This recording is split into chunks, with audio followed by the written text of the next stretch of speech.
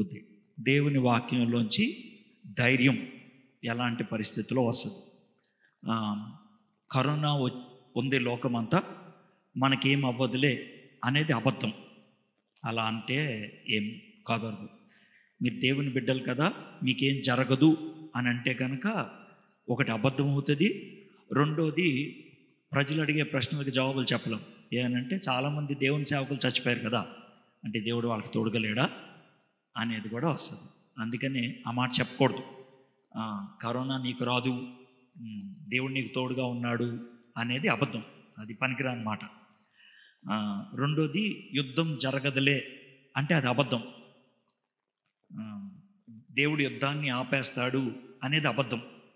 ఎందుకంటే దేవుడే చెప్పాడు, యేసు ప్రభువారే, ఏమని, యుద్ధాలు వస్తాయని కదా. కాబట్టి ఒక పక్కన యుద్ధం, ఇంకో పక్కన జబ్బు, ఈ రెండు ఉన్నాయి. ఈ రెంటి మధ్యన ఎలాంటి మాటలు మనకి ఆదరణ ఇస్తుంది? ఇలాంటి పరిస్థితులు ప్రపంచంలో ఇదివరకు ఎప్పుడైనా వాటిల్లాయా? అలాంటి పరిస్థితుల్లో భక్తులు ఎలాగ ధైర్యాన్ని తెచ్చుకున్నారు? ఇది మనకున్నటువంటి ప్రశ్న. ఇలాంటి పరిస్థితే రమారమి క్రీస్తు శకం 65 ఆ ప్రాంతాల్లో ఉండేది. అంటే ఇప్పటికి 1950 సంవత్సరాల క్రితం సుమారు అలాంటి పరిస్థితులు ఉండేవి. అలాంటి పరిస్థితుల్లో రాసినటువంటి పత్రికలు, అలాంటి భయాందోళనలో ఉన్నటువంటి ప్రజలకు ధైర్యాన్ని ఇవ్వడానికి రాసినటువంటి పలుకులు మనకు కూడా వర్తిస్తాయి కదా. కాబట్టి ఆ మాటల్ని ఇప్పుడు మనం అర్థం చేసుకోవడానికి ప్రయత్నం చేద్దాం. కాబట్టి మనకున్నటువంటి పరిస్థితులు, అప్పుడున్నటువంటి పరిస్థితులు రామారామి ఒకటే. అప్పుడున్నటువంటి పరిస్థితులకు ఏదైతే ధైర్యాన్ని ఇచ్చిందో ఇప్పుడు కూడా మనకు అదే ధైర్యాన్ని ఇస్తుంది. అయితే ఈరోజు నేను ఎంచుకున్నటువంటి వాక్య భాగం అపోస్తలుడైనటువంటి పేతురు రాసినటువంటి తొలి పత్రిక. అపోస్తలుడైన పేతురు రాసినటువంటి తొలి పత్రిక, మొదటి అధ్యాయము, మొదటి 12 వచనాలు మనం ధ్యానం చేస్తాం. మీకు చాలా ఉపోద్ఘాతం ఇస్తాం. అంటే ఈ పత్రిక ఎవరు రాశారు, ఎందుకు రాశారు, ఎలాంటి పరిస్థితుల్లో రాశారు, అవన్నీ చెప్తా. కాకపోతే నేను ఏ భాగం తీసి చెప్తున్నానో చెప్పకపోతే కొంతమంది దాన్ని ఊహించుకుంటూ నేను చెప్పే మాటలు వినరు. అందుకనే ముందే చూపించేస్తాను. ఇది మనం ఇప్పుడు ధ్యానం చేసాం. ఓకే, మనకి తెలిసినట్లుగా పేతురు యేసు ప్రభువు వారు ఏర్పరచుకున్నటువంటి శిష్యుల్లో ప్రత్యేకమైన వాడు, చాలా విషయాల్లో ప్రత్యేకమైన వాడు. ఒకటి, జారిపోవటంలో ప్రత్యేకమైన వాడు, తొందరపాటుతనంలో ప్రత్యేకమైన వాడు, దేవుడు తనకిచ్చినటువంటి స్థానం విషయంలో ప్రత్యేకమైన వాడు, తన యొక్క పరిచర్య విషయంలో ప్రత్యేకమైన వాడు, తన జీవితం అంతమైన విషయంలో కూడా ప్రత్యేకమైన వాడు. వీటన్నిటికి కూడా ఉదాహరణ చెప్తాను. ఒకటి, జారిపోవటంలో ప్రత్యేకమైన వాడు అని అంటే, మిగిలిన శిష్యుల సంగతి అంత తెలిసినా తెలియపోయినా పేతురు కనీసం 3 సార్లు జారిపోయాడు. 3 సార్లు జారిపోయాడు. జారిపోయిన ప్రతిసారి కూడా యేసు ప్రభువు వారు పేతురు దగ్గరికి వెళ్ళి నువ్వు రా అని పిలుచుకొని రావటం జరిగింది. ముందు పేతురు వలేస్తుంటే పిలిచాడు దేవుడు. కొన్ని రోజులకి జారిపోయాడు. అందుకనే పేతురు రెండోసారి వలలు కడుక్కుంటుంటే పిలిచాడు. మొదటిసారి వేస్తున్నప్పుడు పిలిచాడు, రెండోసారి కడుక్కున్నప్పుడు పిలిచాడు. తర్వాత చెప్పాడు దేవుడు ముందుగానే, నువ్వు బొంకుతావు జాగ్రత్త అని. బొంకిన తర్వాత అపరాధ భావంతో వెళ్ళిపోయాడు. మళ్ళీ ఎత్తుక్కుంటూ వెళ్ళాడు దేవుడు యేసు ప్రభువు వారు పేతురు దగ్గరికి. అయినప్పటికీ బుద్ధి రాదు. మళ్ళీ వెళ్ళిపోయాడు, నేను చేపలు పట్టుకోవడానికి వెళ్ళిపోతున్నానని. మళ్ళీ దేవుడు యేసు ప్రభువు వారు ఆయన దగ్గరికి వెళ్ళి, నన్ను ప్రేమిస్తున్నావా 3 సార్లు అడిగి చివరికి నా గొర్రెల్ని కాయి అని చెప్పాడు నా మన. ఇది ఆ తర్వాత నుంచి ఇంకా పేతురు పట్టుబట్టి ఉన్నాడు. సో ఆయన యొక్క జారిపోవటం విషయంలో ప్రత్యేకమైనటువంటి వాడు, దేవుడు తన్ని ఏర్పరచుకోవటంలో ప్రత్యేకమైన వాడు. యేసు ప్రభు వారికి 3 శిష్యులు చాలా దగ్గరగా ఉండేవాడు, పేతురు, యోహాను, యాకోబు, ఇలా 3. అందుకనే వీళ్ళకి యేసు ప్రభు వారు చెప్పిన విషయాలు కానీ, చూపించిన విషయాలు కానీ మిగిలిన వాళ్ళకి చూపించాల. కాబట్టి ఆ విధంగా చాలా ప్రత్యేకమైన వాడు. రెండోది. మూడోది, పేతుర్ని దేవుడు సంఘ పరిచర్యలో కర్టన్ రేజర్ అంటే కర్టన్ తీసేవాడుగా, ఇనాగరేషన్ అంటారు కదా, శంకుస్థాపన చేయడానికి వాడాడు పేతుర్ని. పెంతుకోస్తు దినం సంఘానికి శంకుస్థాపన, సంఘానికి ఆరంభం, దానికి పేతుర్నే వాడుకున్నాడు. కాబట్టి ఆ విధంగా పరిచర్యలో గొప్ప స్థానాన్ని ఇచ్చాడు. పేతురు చచ్చిపోవటం కూడా చాలా గొప్పగా చచ్చిపోయాడు. పేతుర్ని సిలువేస్తానన్నారు. అంటే వద్దయ్యా, నా గురువు గారి లాగా నేను సిలువ మీద చచ్చిపోవడానికి యోగ్యుని కాదు, నన్ను తిరగేసి సిలువేయండి అని అడిగాడు. ముసలోడు, అప్పటికి 70 ఏళ్ళు దాటిపోయినటువంటి వాడు. అంత ముసలోడు తిరగేసి సిలువ మీద చచ్చిపోవటం అనేది చాలా భయంకరం, చాలా నొప్పితో కూరింది. మామూలుగా సిలువ మీద చచ్చిపోవటమే నొప్పి, అంటే తిరగే సిలువ మీద చచ్చిపోవటం అనేది మరీ భయంకరం. కానీ ఆ విధంగా చచ్చిపోవడానికి ఇష్టపడ్డాడు. కాబట్టి పేతురు ఆ విధంగా ప్రత్యేకమైనటువంటి వాడు. అయితే పేతురు పెంతుకోస్తు తర్వాత దగ్గర ఒక 6-7 సంవత్సరాలు యెరూషలేములో ఉన్నాడు. 6-7 సంవత్సరాలు. ఆ తర్వాత యాకోబుని చంపేశారు. యాకోబు అంటే యోహాను యాకోబు అన్నారే, ఆయన చంపేశారు. చంపేసినప్పుడు పేతుర్ని తర్వాత చంపేయాలన్నట్లు పేతుర్ని జైల్లో పెట్టారు. ఇది అపోస్తల కార్యం 12వ అధ్యాయంలో చూస్తాం. అంటే మీరు తీయకర్లా, చెప్తున్నా. అప్పుడు దేవుడు ప్రత్యేకంగా పేతుర్ని తప్పించాడు. దూతను పంపించి బయట తీసుకొచ్చేశాడు. పేతురు బయటకు వచ్చేసిన తర్వాత ఇంకా పరిచర్యకి పబ్లిక్కి రాలేదు, అందరి ముందుకి. ఎందుకంటే ఆయన మీద నిఘా ఉంది కదా, ఎప్పుడైనా చంపేస్తారని. అందుకనే గోప్యంగా పరిచర్య చేస్తూ ఉన్నాడు. అపోస్తల కార్యం 15వ అధ్యాయంలో సంఘమంతా కూడా కూడుకొని కొన్ని విషయాలు చర్చించారు. అప్పుడు బయటకు వచ్చాడు. ఆ తర్వాత పేతురు వెళ్ళిపోయాడు. యెరూషలేం పట్టణాన్ని వదిలేసి వెళ్ళిపోయాడు. యెరూషలేం పట్టణాన్ని వదిలేసి ఆయన టర్కీ దేశానికి వెళ్ళాడు. ఇప్పుడు మనం టర్కీ అంటాం. అక్కడ అప్పట్లో కొన్ని రాజ్యాలు ఉండేవి. పొంతు, గలతియా, కపదోకియా, మధ్యాసియా, ఇలాగా పేర్లు ఉండే కొన్ని. ఆ రాజ్యాల్లో పరిచర్య చేశాడు ఆయన. దగ్గర 10-15 ఏళ్ళు పరిచర్య చేశాడు. చాలా సంఘాలు స్థాపించాడు. ఆ తర్వాత రోమ్ పట్టణానికి వెళ్ళాడు. రోమ్ పట్టణానికి వెళ్ళిన తర్వాత నీరో అనే ఒక చక్రవర్తి వచ్చాడు, చాలా కర్కోటకుడు. ఈ చక్రవర్తి ఏం చేశాడంటే రోమ్ పట్టణాన్ని తగలబెట్టేశాడు. పట్టణాన్ని తగలబెట్టేశాడు. సార్ అదేం పిచ్చి సార్, ఎందుకు తగలబెట్టేశాడు అంటే, వాడికి విచిత్రమైన ఆలోచన. ఈ గుడిసెలు ఇవన్నీ వంకర టెంకరగా ఉన్నాయి, ఇవన్నీ తగలబెట్టేస్తే మొత్తం మైదానం అయిపోద్ది.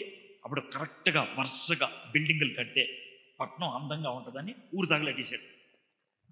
తగలబెట్టేస్తే ఎవడరా తగలబెట్టింది అని అంటే, అయ్యో నేను మంచి ఉద్దేశంతో తగలబెడితే అందరు నన్ను అడుగుతున్నారు, ఇది నా మీదకి వచ్చి పడుద్ది అనేసి నాకు తెలీదు ఎవరు తగలబెట్టారో, ఈ క్రైస్తవులే తగలబెట్టేశారని క్రైస్తవులకి పెట్టేశాడు.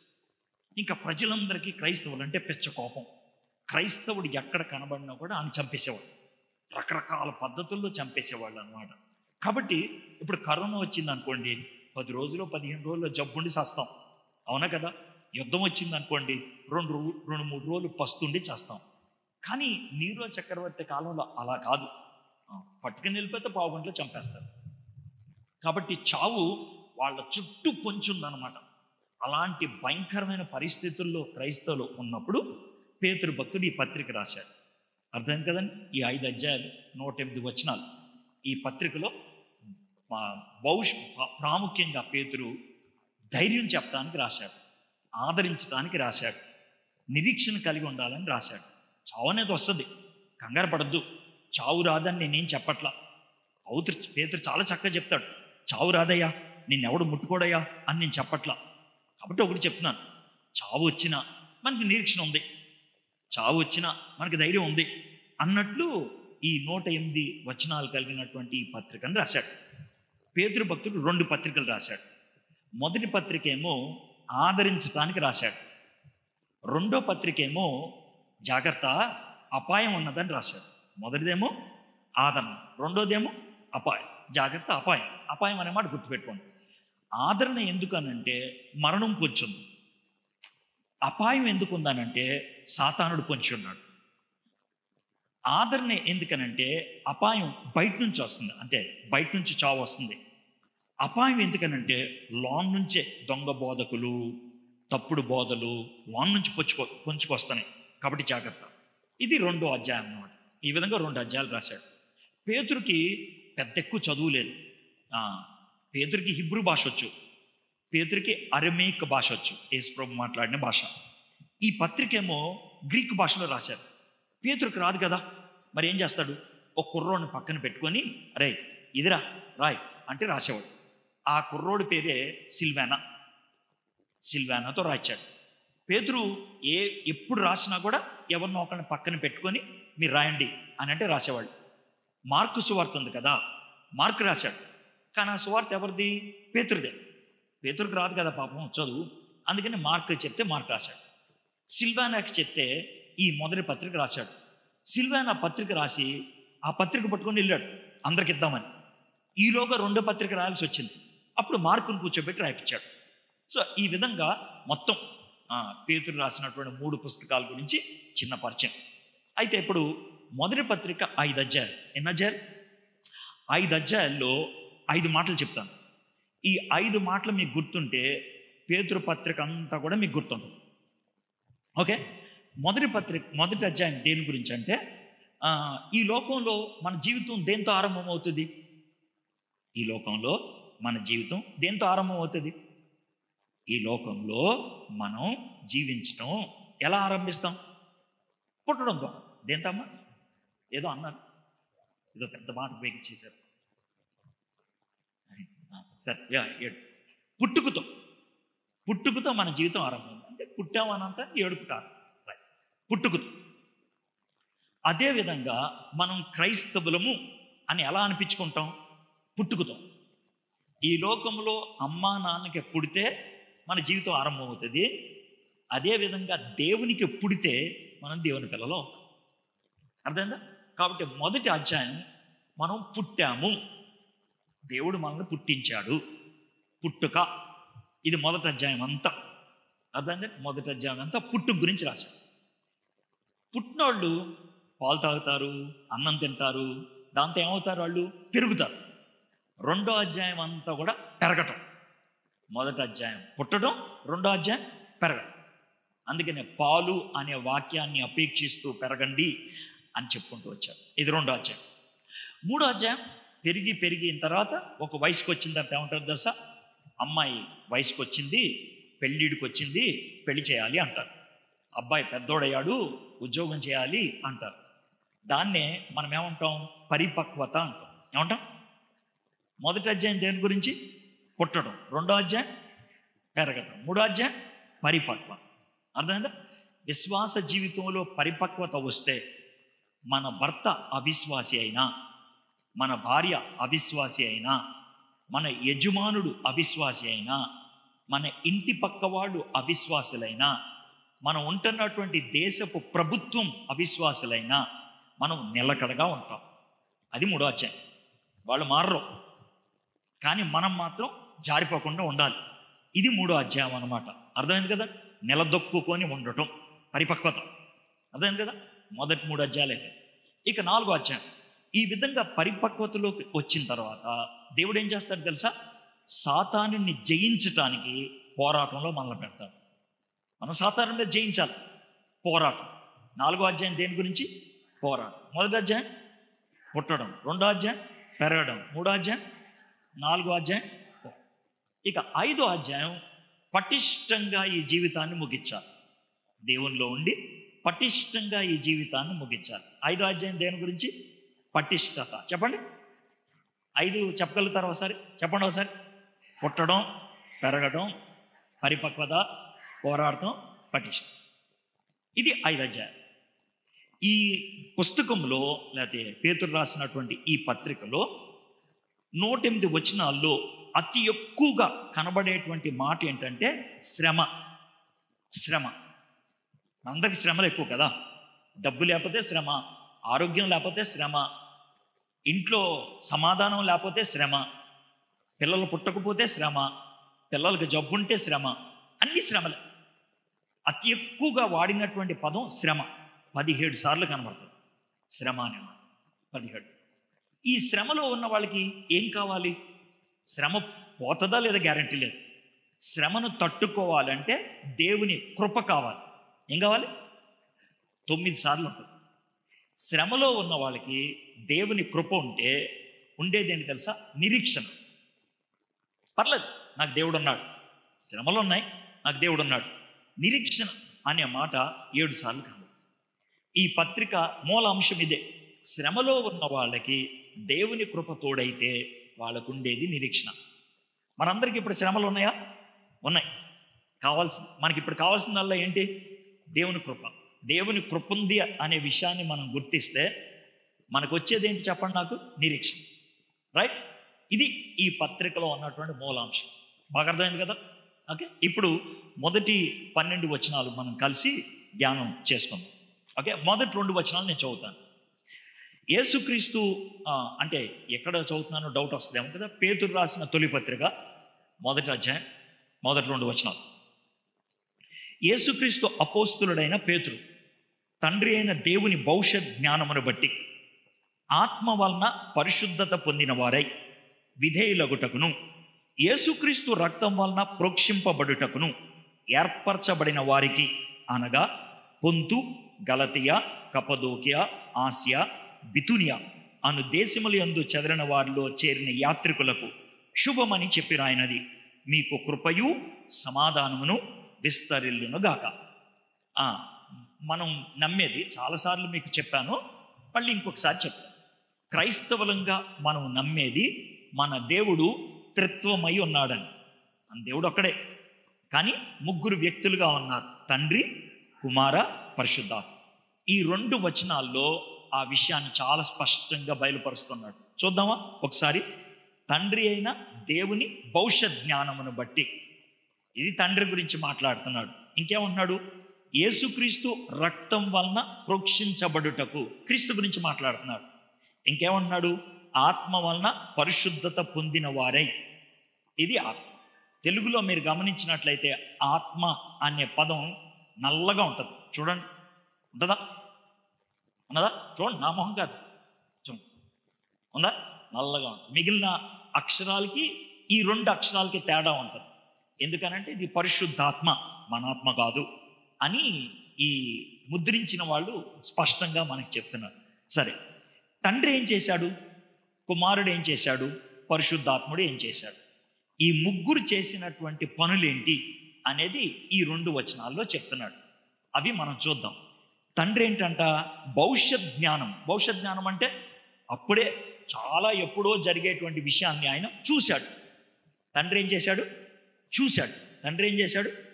తండ్రి ఏం చేశాడు? ఎప్పుడు చూశాడు? ఎప్పుడో, అప్పుడే చూశాడు. తండ్రి చూశాడు. దీన్ని అంతా వివరిస్తాను. తండ్రి చూశాడు. ఇక కుమారుడు ఏం చేశాడు అనే దాంట్లోనే జవాబు ఉంది. తండ్రి ఏదైతే చూశాడో ఆ చూసిన దాన్ని మన జీవితంలో చేశాడు. అంటే రక్తము ద్వారా మనల్ని ప్రోక్షించాడు, రక్తం ద్వారా మనల్ని పవిత్రపరిచాడు. అవునా కదా? తండ్రి చూశాడు, కుమారుడు చేశాడు. తండ్రి ఏం చేశాడు? కుమారుడు, రైట్. తండ్రి చూశాడు, కుమారుడు చేశాడు. మరి పరిశుద్ధాత్ముడు ఏం చేశాడు? పరిశుద్ధాత్ముడు కుమారుడు చేసిన దాన్ని మన జీవితంలో చేర్చాడు. తండ్రి చూశాడు, కుమారుడు చేశాడు, పరిశుద్ధాత్ముడు చేర్చాడు. ఓకే, ఇది ఈ 3 చేసింది. మీకు అర్థం అవడానికి ఈ పదాలు ఉపయోగించండి. తండ్రి చూశాడు, కుమారుడు చేశాడు, పరిశుద్ధాత్ముడు చేర్చాడు. తండ్రి చూడటం ఏంటి అనేది మనం చూస్తే, తండ్రి గురించి ఇక్కడ ఏముందంటే, తండ్రి అయిన దేవుని భవిష్యత్ జ్ఞానమును బట్టి, ఎప్పుడో ఈ భూమి ఆకాశాలు లేనప్పుడు తండ్రి, కుమార, పరిశుద్ధాత్మ కూర్చొని మాట్లాడుకుంటున్నప్పుడు తండ్రి ఎవరైతే ఇప్పుడు ఇక్కడ కూర్చున్నారో వీళ్ళందరినీ కూడా చూశాడండి. ఎవరైతే ఉన్నారో ఇప్పుడు వాళ్ళందరినీ చూశాడు, వాళ్ళందరినీ ఏర్పరచుకున్నాడు, వాళ్ళందరినీ నా రాజ్యంలో ఉండాలి అని ఇష్టపడ్డాడు. అది ఆయన చేసింది. ఇక్కడ ఉన్నటువంటి ప్రతి ఒక్కరి పేర్లు, కొంతమంది ఆన్లైన్లో చూస్తున్నారు, ప్రతి ఒక్కరి పేరు ఆయన నోటెంబట ఉచ్చరించాడు. ఉదాహరణకి నా పేరు ఎడ్వర్డ్ విలియం. ఎడ్వర్డ్ విలియం నా రాజ్యంలో ఉండాలి. హానోక్ నా రాజ్యంలో ఉండాలి. మోజెస్ గారు నా రాజ్యంలో ఉండాలి. అది ఆ విధంగా ఆయన ఉచ్చరించాడు. మీరందరూ ఈరోజు ఇక్కడ ఎందుకు కూర్చున్నారు తెలుసా? మీరెందుకు ఈ వాక్యాన్ని వింటున్నారు తెలుసా? తండ్రి మిమ్మల్ని ఏర్పరిచాడు, అందుకే విన్నారు, అందుకే చూస్తున్నారు, అందుకే ఈ వాక్యం మీకు వినిపించబడుతుంది. తండ్రి చూశాడు. సార్, తండ్రి మమ్మల్ని చూశాడా? ఖచ్చితంగా చూశాడా? తండ్రి మా అందరికి పేర్లు ఆయనకి తెలుసుద్దా అని మీరు అనుమానించవచ్చు. అయితే ఒక్క మాట చెప్తాను. మీ పేరు మీకు తెలుసా? మీ పేరు ఒకసారి చెప్పండి గట్టిగా. మీ పేరండి, సిగ్గుపడతారే? ఇప్పుడు ఏమన్నా పెళ్లి చూపులా, లేకపోతే పెళ్లి కొడుకు పెళ్లి కూతురు ఇంట్లోకి వస్తా ఉంటే పేర్లు చెప్పమని సిగ్గుపడతారు? అది కాదు కదా. ఒకసారి చెప్పండి. ఓ పని చేద్దాం. ఏంటంటే హానుక్ గారిని ఒక్కళ్ళని నోరు మూసుకోవాలి. ఓకే, మీరు ఒక్కళ్ళని నోరు మూసుకోవాలి. మిగిలిన వాళ్ళందరూ ఏం చేస్తారంటే 1 2 3 అంటారు. అనంగానే గట్టిగా మీ పేరు చెప్పాలి. అర్థమైంది కదండి? అంతే. అందరి మధ్యలో అరిసేయటం పెద్ద బాగోదు కదా, ఈజీయే కదా, అరిచేస్తారు కదా. 1 2 3 అంట, అందరూ అరుస్తాం, నేను ఒక్కడే అరవకుండా వింటాను. ఓకే, సరేనా? రెడీయా? 1 2 3. హానోక్ గారు అబద్ధం ఆడకుండా నాకు మాట చెప్పాలి. మీకు ఏమన్నా అర్థమైందా? అస్సలేం అర్థం కాలేదా? వాళ్ళు పేర్లు చెప్పారు, అర్థం కాలేదా? మరి ఎలా అనిపించింది మీకు? అది అరుపు, అంతే కదా. హానోక్ గారికి అది అరుపు. ఒకవేళ హానోక్ గారిని ఆ సీట్లోంచి తీసేసి తండ్రి అని దేవుణ్ణి కూర్చోపెట్టి, అయ్యా ఇలా అరుస్తున్నారేంటనంటే, అనద్దయ్యా అంటాడు. అదేంటిదనంటే, ఎవరెవరు వాళ్ళ పేర్లు అరిచారో నాకు వినబడింది.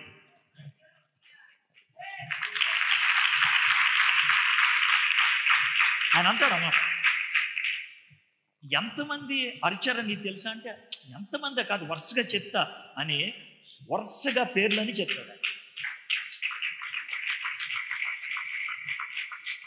అర్థమైంది కదా?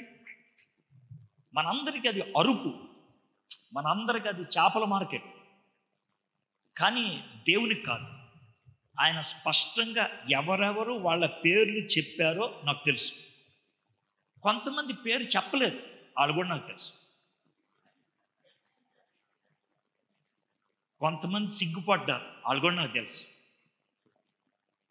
అర్థమైంది కదా మీకు? దేవుడు మనందరినీ చూశాడు. మనం ఆయన రాజ్యములో ఉండాలి, ఆయన ఇష్టపడ్డాడు. సరే, ఏర్పరచుకున్నాడు, ఆయన తెలుసుకున్న వాళ్ళే పరలోకంలోకి వెళ్తారు అని అన్నారు కదా. ఇక మరి నేను చేయాల్సింది ఏమన్నా ఉందా? ఆయన ఏర్పరచుకుంటేనే పరలోకంకి వెళ్తారు కదా. మరి ఆయన ఏర్పరచుకోలేకపోతే వెళ్ళరు కాబట్టి తప్పు నాది అవుద్దా? అయింది కదా, నన్ను ఏర్పరచుకోలేదు, అందుకే నేను పరలోకంలోకి వెళ్ళలేదు. ఇది కొంతమంది అంటారు. నేను ఏర్పరచుకున్నాడు, నన్ను ఎట్లాగైనా పరలోకంలోకి వెళ్ళిపోతానులే. ఈ రెండు పొరపాటే. ఆయన ఏర్పాటు ఆయనదే, మన విధేయత మనదే. ఆయన ఏర్పరచుకొని చెప్తాడు, నీకు చెప్పిన దానికి నువ్వు విధేయత చూపిస్తే నువ్వు వెళ్తావు, లేకపోతే లేదు. ఇదివరకు ఒకసారి ఉదాహరణ చెప్పాను, మళ్ళీ చెప్తాను ఈ ఉదాహరణ. నిర్గమాకాండం 17వ అధ్యాయంలో ఉంటుంది. ఊరినే వినండి, సన్నివేశం చెప్తానండి. ఇశ్రాయేలీలు రెఫడిమ్ అనేటువంటి ఒక భయంకరమైన అరణ్యం గుండా వెళ్తున్నారు. అప్పుడు అమాలేకీయులు యుద్ధానికి వచ్చారు. అమాలేకీయులు యుద్ధానికి వస్తే యెహోషువను పంపించాడు. యెహోషువ యుద్ధం చేయాలి. మోషే, అహరోను, హూరు వీళ్ళు ముగ్గురు ఏం చేశారంటే, ఒక కొండ ఉంటే ఆ కొండ మీదకి వెళ్ళి ప్రార్థన చేద్దాం, మన తమ్ముడు యుద్ధానికి వెళ్ళాడు కదా అని ప్రార్థన చేస్తూ ఉన్నారు. అహరోను, హూరు చూస్తూ ఉంటే మోషే ఇలా పైకి చేతులు ఎత్తి, తండ్రి యెహోషువ సహాయం చేయి అని ప్రార్థన చేస్తూ ఉన్నాడు. అలా ప్రార్థన చేస్తున్నప్పుడు ఒక కుర్రోడు పరిగెట్టుకుంటూ వచ్చాడు. మోషే చూసి చేతులు, ఏంటా పరిస్థితి అన్నాడు. అన్న, మన వాళ్ళు గెలుస్తున్నారన్నా అని చెప్తా ఉన్నాడు. ఇలా చెప్తున్నాడో లేదో ఇంకోటి పరిగెట్టుకుంటూ వచ్చాడు. అన్నా, మన వాళ్ళు ఓడిపోతున్నారన్నా అని మళ్ళీ చేతులు ఎత్తి ప్రార్థన చేశాడు. మళ్ళీ ఇంకో కుర్రోడు వచ్చాడు. అన్న, ఇప్పుడే మన వాళ్ళు గెలుస్తున్నారన్నా అన్నాడు. అవునా, చాలా సంతోషం అనగానే ఇంకోటి పరిగెట్టుకుంటూ వచ్చి ఓడిపోతున్నారన్నా. ఏంటది, ఓడేమో గెలుస్తున్నాడు అంటాడు, ఒకసారి ఓడిపోతున్నాడు అంటారు. ఒక్క 2 నిమిషాలు ఆలోచించిన తర్వాత అర్థమైంది. నాకు ఇప్పుడు అర్థమైంది. ఏంటి తెలుసా, నేను చేతులెత్తి ప్రార్థన చేస్తే వాళ్ళు గెలుస్తారు, నేను చేతులు దింపేస్తే వాళ్ళు ఓడిపోతారు అని చేతులు ఎత్తి ఇలా ప్రార్థన చేస్తాను. ఎంతసేపు ఎత్తాడు? చేతులు లాగిపోతున్నాయి. అందుకని హూరో పక్కన అహరోను పక్కన చేతులు పట్టుకున్నారు. వాళ్ళైనా ఎంతసేపు పట్టుకుంటారు? కుదరదని అటు ఇటు రాళ్ళు పెట్టారు.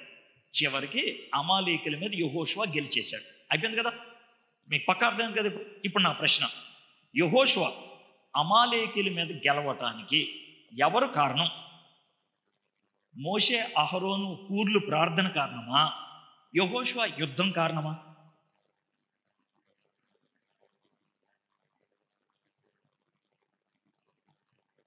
గట్టి చెప్పాలి. సరే, ఎందుకు వచ్చింది కూడా కానీ ఈ రెండాటికి మిమ్మల్ని చేతులు ఎత్తమంటారు. ప్రార్థనే కారణం అన్నవాడు చేతులు ఎత్తండి.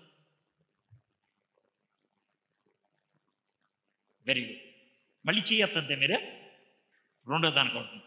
యెహోషువ యుద్ధమే కారణం అన్నవాళ్ళు చేతులు ఎత్తండి. ఎవరు ఎత్తలేదు. ఇప్పుడు అర్థమైపోయింది మీరు ఏ బ్యాచ్. మీరు ఏ బ్యాచ్ అంటే ప్రార్థన చేసి పడుకునే బ్యాచ్ అన్నమాట. ప్రార్థన చేసి దేవుడు చూసుకుంటాడులే అని చెప్పే బ్యాచ్ అన్నమాట. మీకు విశ్వాసం ఎక్కువ, క్రియలు అసలు ఉండవు అనే బ్యాచ్ అని అర్థమైపోయింది. మీరు మీటింగులకు వచ్చేసి నేను చాలా భక్తిపరులు అనుకుంటారు, మీటింగ్లో విన్న విషయాన్ని జీవితంలో పాటించరన్నమాట. చాలా స్పష్టంగా అర్థమైపోయింది మీరెవరో. చాలా స్పష్టంగా మీకు మాటలు ఉంటాయి, చేతలు ఉండవు అని అర్థమైపోతుంది. అంతే, ప్రభా నువ్వు ఇస్తావు అనేసి మళ్ళీ నాలాంటి వాడు ఇస్తే విశ్వాసం అండి, విశ్వాసం ఆయన చేస్తాడు. మరి మీరేం చేస్తారు? మేము జబర్దస్త్ చూస్తామండి, ప్రార్థన చేశాం కదా ఆయన చూసుకుంటాడు. ప్రార్థన ఉండాలి, పని ప్రార్థనతో పనుంటే ఫలం ఉంటుంది. ప్రార్థన నుండి పని లేకపోతే డ్రామా, పనుండి ప్రార్థన లేకపోతే పిచ్చి. ప్రార్థన పని ఉంటే ఫలం. మనలో చాలామంది ప్రార్థన చేస్తారు, పని చేయరు. ప్రార్థన కూడా ఎలాంటిదని అంటే, అమ్మాయి వంకాయలు పోయి అది కోసంది, అమ్మాయి ఉల్లిపాయలు పోయి అది కోసంది, అమ్మాయి కొంచెం అన్నం వండు అది వండుద్ది, దేవా కొంచెం చూసుకో అని చేస్తారు. ఈ మూడాట్లకి అంత తేడా ఉందా? ఏం లేదు. దేవుడికి అప్పచెప్పా ఆయన చూసుకుంటాడు. ఇంకొంతమంది ఉంటారు మరీ బద్దకస్తులు. వాళ్ళు ఎలాంటి వాళ్ళు అంటే, అమ్మాయిని ఉల్లిపాయలు కోయమను, అమ్మాయిని వంకాయలు కోయమను, అమ్మాయిని అన్నం వండమను అన్నట్లు మోజుగారు కొంచెం ప్రార్థన చేయండి, హానగారు కొంచెం ప్రార్థన చేయండి. ఇప్పుడు ఇది సరైతే వీళ్ళు ప్రార్థన చేయాలి, వీళ్ళేమో కూర్చొని ఉంటారు. అర్థమైంది కదా? అవునా కదా? నువ్వు ప్రార్థన చేస్తే ఆయన ఏందా? మరి నీకేంటంట బాధ? ఎందుకు చేయవు? ఆళ్ళకేళ్ళు చెప్పేసి నువ్వు ఎందుకు కూర్చుంటావు? ప్రార్థన పని ఉండాలి. ఏర్పరచుకున్నది ఆయన, ఏర్పరచుకొనబడ్డాను అని గ్రహించాల్సింది నేను. రెండు జరిగితేనే పని అవుతుంది. అవునా? తండ్రి ఏర్పరిచాడు, నన్ను ఏర్పరిచాడు, ఆయన నన్ను ఎన్నుకున్నాడు, నన్ను ఇష్టపడ్డాడు. ఎప్పుడైతే అది గ్రహిస్తావో ఆనందిస్తాం మొదలు పెడతాం. అవునా కదా? కాబట్టి మొట్టమొదటి పాయింట్ పేతురు నేర్పిస్తుంది ఏంటి అని అంటే, అయ్యా మీరెందుకు కంగారు పడుతున్నారు, ఎందుకు భయపడుతున్నారు? భయపడద్దు. అసలు మీరెవరో తెలుసా? తండ్రి భవిష్యత్ జ్ఞానం బట్టి ఏర్పరచబడిన వారు. నువ్వు నేను పుట్టక ముందే నీ పేరు ఉచ్చరించాడు, నీ పేరు పలికాడు ఆయన. నువ్వు ఎందుకు టెన్షన్ పడతావు? నేను ఏమైపోతాను, ఆయన ఎందుకు బెంబేలు ఎత్తుతావు? నేను చచ్చిపోతే ఏమవుతుంది, నాకు కరోనా వస్తే ఏమవుతుంది, యుద్ధం వస్తే ఏమవుతుంది, ఈ భయాలు ఎందుకు? తండ్రి నన్ను ఏర్పరిచాడు కాబట్టి ఆయన చూసుకుంటాడు నన్ను. నేను ఉండాల్సిన జాగ్రత్తలో నేను ఉంటాను, నేను చేయాల్సిన పనిలో నేను ఉంటాను. కానీ అనవసరంగా తొందరపాటునే. ఇది మొదటి కారణం, తండ్రి నన్ను ఏర్పరిచాడు. ఇది మొదటి కారణం. ఇక రెండోది కారణం ఏంటో చూద్దాం. ఆత్మ వలన పరిశుద్ధత పొందిన వారై విధేయులగుటకును యేసుక్రీస్తు రక్తం వలన ప్రోక్షింపబడుటకును ఏర్పరచబడిన వారికి. మొదటి, తండ్రి చూశాడు, మరి కుమారుడు ఏం చేశాడు? చేశాడు. తండ్రి ఏం చేశాడంట? తన రక్తాన్ని మన కోసం ప్రోక్షించాడు. ప్రోక్షించడం అన్న మాటకి అసలు ఎలాంటి అర్థం ఉంటుంది? పేతురు భక్తుడు రక్తాన్ని మన కోసం ప్రోక్షించాడు అన్నప్పుడు ఎలా అర్థం చేసుకుంటాం? ప్రోక్షించడం అనే మాట ఇశ్రాయేలీలు ఎందుకు వాడతారు, ఎప్పుడు వాడతారు మీకు చెప్తాను జాగ్రత్తగా. ప్రోక్షించటం అనేటువంటి మాట ఎలా వాడతారంటే, ఇది లేవికాండం 14వ అధ్యాయం ఉంటుంది. ఎలాగంటే, ఒక వ్యక్తి మందిరంలోకి వెళ్ళాలనుకుంటే, ఈ మందిరం కాదు, యెరూషలేం మందిరం కానీ లేకపోతే పాత నిబంధనలో ప్రత్యక్ష గుడారం ఉంటుంది కదా, మందిరంలోకి వెళ్ళాలంటే బైబిల్లో ఏముంటుందంటే, మిమ్మల్ని మీరు జాగ్రత్తగా చూసుకోండి అని ఉంటుంది. ఎందుకని జాగ్రత్తగా చూసుకోవాలంటే, జాగ్రత్తగా, ఒకవేళ నాకు ఇక్కడ దెబ్బ తగిలింది అనుకోండి, దెబ్బ తగిలి రక్తం కారుతుంది అనుకోండి, నేను మందిరంలోకి వెళ్ళకూడదు, ఎందుకంటే గాయం ఉంది కదా, వెళ్ళకూడదు. నాకు కురుపులు వచ్చినాయి అనుకోండి, నేను వెళ్ళకూడదు. ఒకవేళ నేను లోనకి వెళ్ళాను అనుకోండి, ఎవరికి తెలియదు కదా లోన ప్యాంట్ ఉంది, ప్యాంట్లో కురుపులు ఉన్నాయి, ఎవరికి తెలియదు కదా అని అంటే ఎవరు చూస్తారు? దేవుడు చూస్తారు. దేవుడు చూస్తే కోపం వస్తుంది. అప్పట్లో, ఇప్పుడు కాదు, అప్పట్లో శారీరకంగా శుభ్రంగా ఉండాలి. లోనకి వెళ్తే స్నానం చేసి లోనకి వెళ్ళాలి. స్త్రీలకి 5 రోజులు సైకిల్ ఉంటుంది కదా, ఆ టైంలో వెళ్ళకూడదు. అప్పట్లో, ఇప్పుడు కాదు, అప్పట్లో ఆ రూల్ ఉండేదాన్ని. అందుకనే నువ్వు మందిరంలోకి వెళ్ళినప్పుడు జాగ్రత్తగా చూసుకో అంటారు. సరే, నేను మందిరంలోకి వెళ్దామని స్నానం చేస్తున్నా, నాకు ఇక్కడ గజ్జి కురుపులు ఉన్నాయి, చూసా స్నానం చేస్తున్నప్పుడు. ఇప్పుడు నేను మందిరంలోకి వెళ్ళకూడదు. మందిరంలోకి వెళ్ళలేదు అనుకో, పాస్టర్ గారు అడుగుతారు, ఏ బాబు ఎందుకు రాలేదు మందిరానికి అని అడుగుతారు. అప్పుడు నేను పాస్టర్ గారికి చెప్పాలి, అంటే అప్పట్లో యాజకుడు చెప్పాలి. ఏమని చెప్పాలంటే, అయ్యగారు మరి నాకు గజ్జి వచ్చిందండి, అందుకే రావట్లేదు. చూపి అంటాడు. చూస్తాడు, తగ్గేదాకా రావద్దులే అని అంటాడు. ఇది పరిస్థితి. నేను వారం 10 రోజులు ఇంట్లోనే ఉంటాను, తగ్గిపోదు. ఇప్పుడు నేను మందిరంలో రావాలంటే మొదట ఎవరు చూపించాలి? పాస్టర్ గారు చూపించాలి నాకు పోయిందని. పాస్టర్ గారి దగ్గరికి వెళ్ళి సార్ చూశాక పోయింది అన్నాను. అప్పుడు ఆయన ఏమంటాడంటే, అవునా సరే, రేపు పొద్దున్నే మందిరంకి వెళ్దు కానీ రా, పొద్దున్న 9 గంటలకు రా, వచ్చేటప్పుడు 2 పావురాలు తీసుకురా అంటాడు. ఏం పట్టుకోవాలి? 2 పావురాలు, తెల్ల పావురాలు. 2 తెల్ల పావురాలు తీసుకొని నేను వస్తాను. ఈ పాస్టర్ గారు ఏం చేస్తారు, ఒక పెద్ద బకెట్లో నీళ్లు పెట్టుకొని ఉంటాడు పక్కన, ఇంకో పక్కన అన్నం వడ్డించే బేసిన్ ఉంటుంది, ఆ బేసిన్ పెట్టుకొని ఉంటాడు పక్కన. పెద్దలంతా వచ్చి ఉంటారు. నేను రాగానే ఆ పావురాలు తీసుకొని వస్తే ఓ పావురం తీసుకుంటాడు. ఆయన తీసుకొని ఒక కుర్రోని పిలిచి, రే ఈ బకెట్లో నీళ్ళు ఈ బేసిన్లో పోయిరా అంటాడు. బకెట్లో నీళ్ళు బేసిన్లో పోస్తాడు, అంతే, నీళ్ళు బేసిన్లో పోస్తూ ఉంటాడు.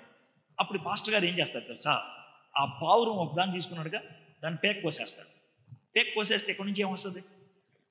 రక్తం వస్తుంది కదా. ఆ రక్తం వస్తున్నప్పుడు ఆ పావురాన్ని, నీళ్లు పోస్తున్నారు కదా మన బకెట్లోంచి బేసిన్లోకి, ఆ నీళ్లు కింద పెడతారు, పెట్టి గట్టిగా పిసికేస్తారు, రక్తం అంతా వచ్చేస్తుంది. నీళ్ళల్లో రక్తం కలిస్తే కింద బేసిన్లో నీళ్ళన్నీ ఏ రంగు మారుతాయి? ఎర్రగా అయిపోతాయి. సో నీళ్లు మొత్తం ఎర్రగా అయిపోయిన తర్వాత రక్తం అంతా బయటకు వచ్చిన తర్వాత పావురాన్ని పారేస్తారు. 2వ పావురం ఉంటుంది కదా, ఆ పావురాన్ని తీసుకుంటాడు. తీసుకొని ఆ బేసిన్లో రక్తం కలిపి నీళ్లు ఉంటాయిగా, దాంట్లో ముంచుతాడు.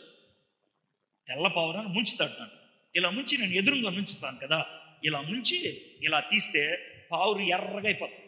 ఎర్రగా అయిపోయిన పావురాన్ని నా మీద ఇలా ఇసురుతాడు. బతిగా ఉంది కదా పావురం, ఏం చేస్తుంది? అది ఎగురుకుంటే వెళ్ళిపోతుంది. వెళ్ళిపోతున్నప్పుడు ఈ రెక్కల మీద నీళ్ళల్లో కలిసిన రక్తం ఉంటుంది కదా, అది ఎవరి మీద పడుతుంది? నా మీద పడుతుంది, అవునా కదా. ఇక్కడంతా మరకలు అయిపోతాయి. ఆ మరకలు చూసి ఏమంటాడు తెలుసా? వెంటనే పాస్టర్ గారు చేయి పైకెత్తి, వీడు శుద్ధుడు, వీడు ఇంకా మందిరంలోకి వెళ్ళొచ్చు, అది ఆయన చెప్పారు. పూర్వకాలంలో ఆ విధంగా ఒక పావురాన్ని చంపి ఇంకో పావురాన్ని ముంచి ఆ విధంగా ఇసిరితే దాని రక్తం మన మీద పడితే అప్పుడు ప్రజలందరికీ కూడా వీడు శుద్ధుడు అని చెప్తారు. అది అప్పుడు జరిగేది. మరి ఇప్పుడు ఎలా జరుగుద్ది? అది చాలా సులభం. ఎలాగ చెప్పంట, మనం యేసే దగ్గరికి వెళ్ళి యేసే సిలువ చెంత చేరి, అయ్యా నేను పాపిని అనంగానే ఆయన రక్తపు చుక్కలు నా మీద పడితే వీడు శుద్ధుడు అని ఎవరు చెప్తారు? తండ్రి దేవుడు చెప్తాడు. అది ప్రోక్షించబడటం. కాబట్టి మనం శుద్ధులు అవ్వడానికి యేసయ్య ఏం చేశాడు? రక్తాన్ని కార్చాడు. తండ్రి ఏర్పరిచాడు, కుమారుడు మన కోసం రక్తాన్ని కార్చి మనల్ని శుద్ధులుగా చేశాడు. పేతురు భక్తుడు చెప్పేది ఏంటంటే, తండ్రి నిన్ను ఏర్పరిచాడు కదా, ఎందుకు నీకు టెన్షను? కుమారుడు నీ కోసం రక్తాన్ని ప్రోక్షించాడు కదా, నేనేమైపోతాను అని ఎందుకు నీకు భయం అని చెప్తా ఉన్నాడు. ఇంకేం జరిగిందో చూద్దాం. ఇంకేమంటే 2వ వచనం నుంచి మళ్ళీ చూద్దాం. అనగా పొంతు, గలతియా, కపదోకియా, ఆసియా, బితూనియా అను దేశములందు చెదిరిన వారిలో చేరిన యాత్రికులకి శుభమని చెప్పి రాయినది. వీళ్ళెవరంట? చెదిరిపోయిన వాళ్ళు. చెదిరిపోవటం అంటే ఏంటి తెలుసా? కంగారు పడి అటు ఇటు వెళ్ళిపోతారే, వాళ్ళని చెదిరిపోయిన వాళ్ళు అంటారు. 2 రకాలుగా చెదిరిపోయే వాళ్ళు ఉంటారు. కొంతమంది ఏమో శారీరకంగా చెదిరిపోయే వాళ్ళు ఉంటారు. అంటే ఇక్కడ బాంబు పేలింది అనుకోండి, ఎవడు పడితే ఆడు ఎటు పడితే అటు వెళ్ళిపోతారు కదా, అది శారీరకంగా చెదిరిపోవటం అంటే. 2వ రకమైన చెదిరిపోవటం అంటే ఏంటి తెలుసా? ఒకవేళ మీరు ఇక్కడ కూర్చున్నప్పుడు ఎవరైనా బాగా తెలిసిన వ్యక్తి ఒక ఆయన చచ్చిపోయాడు అన్నారనుకోండి, మీరు ఎక్కడికి వెళ్ళరు, ఎక్కడే ఉంటాయి, కానీ మీ గుండె చెదిరి. 2 రకాలైన చెదిరి. ఇక్కడ వీళ్ళు కూడా అంటే చెదిరిపోయారు. కొంతమంది భౌతికంగా చెదిరిపోయారు, కొంతమంది గుండె చెదిరిపోయారు. అవునా కదా? అయితే మనకి భయం వేసినప్పుడు గుండె చెదిరిపోదు, ఎటెల్లాలో తెలియదు, ఎవరిని అడగాలో తెలియదు. అలాంటి చెదిరిపోయినటువంటి వారికి ఈ మాటలు రాస్తున్నారు. కాబట్టి మనకు కూడా వర్తిస్తుంది కదా. చూద్దాం 3-4 వచనాలు. మన ప్రభువుకు యేసుక్రీస్తు తండ్రి అయిన దేవుడు స్తుతింపబడును గాక. జాతరం. మృతులలో నుండి యేసుక్రీస్తు తిరిగి లేచటం వలన జీవముతో కూడిన నిరీక్షణ మనకు కలుగునట్లు, అనగా అక్షయమైనది, నిర్మలమైనది, వాడబారనిదినైన స్వాస్థ్యము మనకు కలుగునట్లు ఆయన తన విశేష కనికరము చొప్పున మనల్ని మరలా జన్మింపచేశాను. తండ్రి చూశాడు, కుమారుడు మన కోసం రక్తాన్ని ప్రోక్షించి పరిశుద్ధులుగా చేశాడు. ఇప్పుడు మనకు ఒక అనుమానం వస్తుంది. ఏంటనంటే, సార్, యేసయ్య రక్తం నా మీద పడితే నేను పరిశుద్ధున్నయ్యానని రుజువేంటి? యేసయ్య నన్ను రక్షించాడు, నేను పరలోకానికి వెళ్తాను అంటానికి రుజువేంటి? ఆయన మాట నమ్మదగిందా కాదా? ఆయన చేసింది నా కోసమా కాదా? ఇది మనకు వచ్చేటువంటి అనుమానం. అందుకని 3వ విషయం వాడు చెప్పాడు. అనుమానం తీర్చాలంటే భవిష్యత్తులో జరిగే విషయం గురించి చెప్తే అనుమానం తీరదు. అయిపోయింది చెప్పాలి. అయిపోయింది చెప్పాడు ఆయన. అయ్యా, ఆయన చనిపోయి 3వ దినాన్న తిరిగి లేచాడు. గ్యారంటీయా? గ్యారంటీ లేచాడా? చావుపై జయాన్ని సాధించాడా? ఆయన చనిపోయి తిరిగి లేచాడు కాబట్టి నీకు గ్యారంటీ ఇస్తున్నా. ఏంటా గ్యారంటీ? చనిపోయి తిరిగి లేచిన వాడు నువ్వు చచ్చిపోతే తిరిగి లేపుతాడు.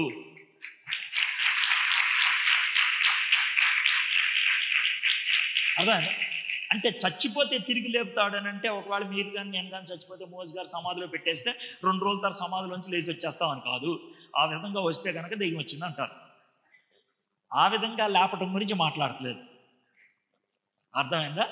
ఆ విధంగా లేపటం కాదు. నువ్వు చనిపోతావు, నిన్ను ఇక్కడ పాతేడతారు, నువ్వు దేవుని బిడ్డ అయితే నీ ప్రాణాత్మలు ఎవరి దగ్గరికి వెళ్తాయి? దేవుని దగ్గరికి వెళ్తాయి.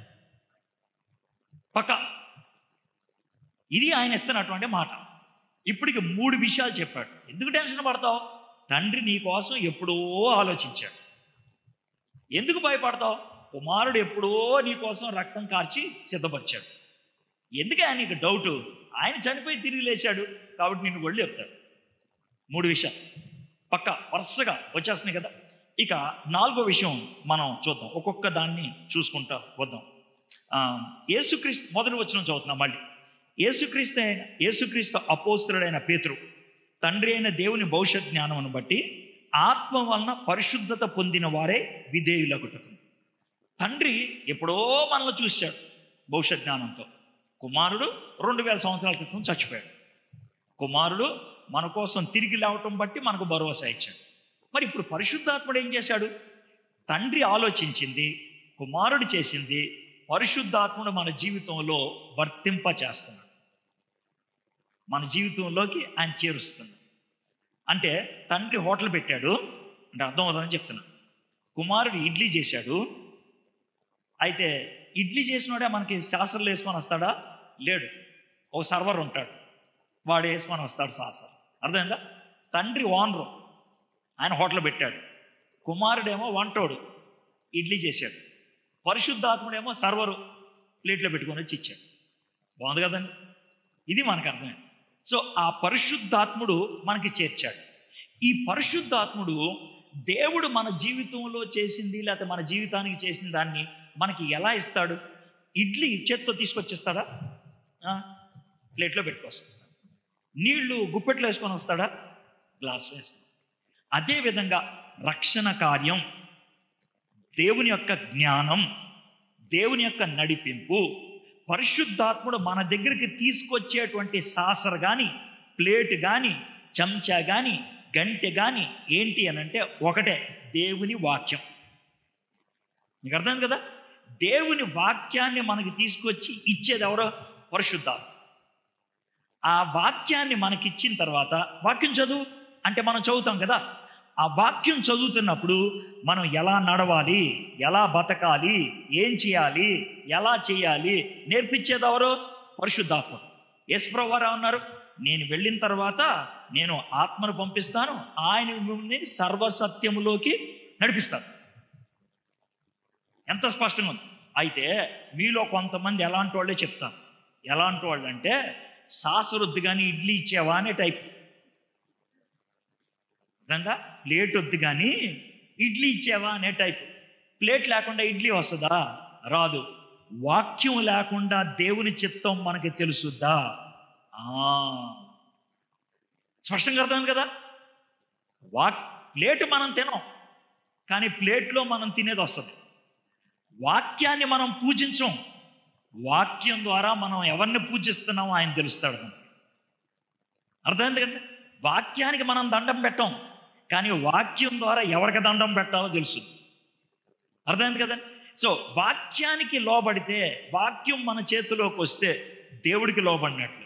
ఇప్పుడు అయ్యగారు మీకు ప్లేట్ ఇచ్చారనుకో, నాకు ప్లేట్ వద్దు అని అంటే ప్లేటును కాదు మీరు తృణీకరించింది, ఈయన్ని. వాక్యాన్ని తృణీకరిస్తే ఎవరిని తృణీకరించినట్లు? దేవుణ్ణి.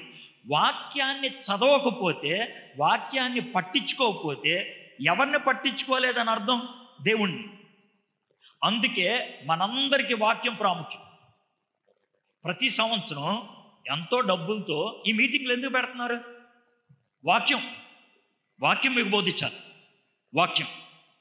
మీలో చాలామందికి ఉన్నటువంటి ఒక చెడు అభిప్రాయం ఏంటంటే, ప్రార్థన చేస్తున్నాను కదా.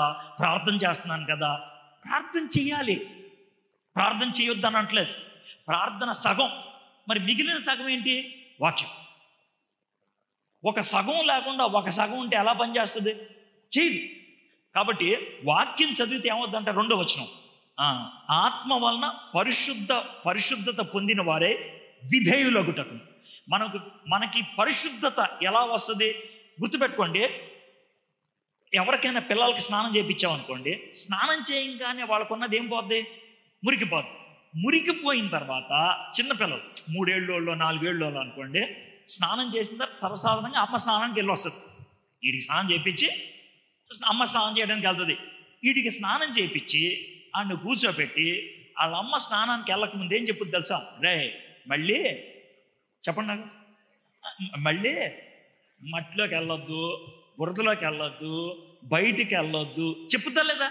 ఇవన్నీ చెప్పి ఎక్కడే కూర్చో, ఈ బొమ్మలతో ఆడుకో, అర్థమైందా?